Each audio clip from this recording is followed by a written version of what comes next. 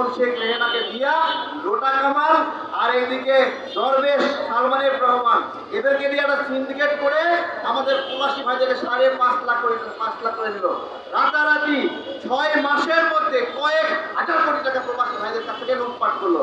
আমার কথা হলো হাসিনা হলো জঘন্য, শেখ রাহানা হলো হয়। তাহলে গণ অধিকার পরিষদ আজকে শপথ করছে এই বিচার গণ অধিকার পরিষদ করবে।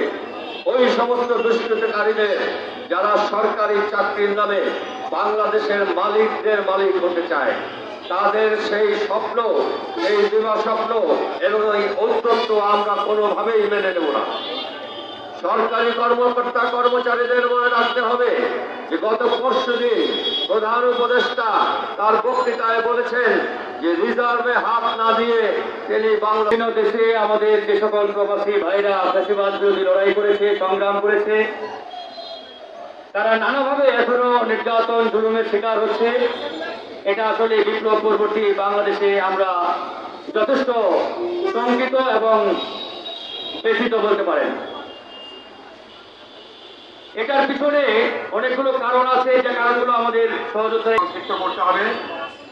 আজকে আমি অত্যন্ত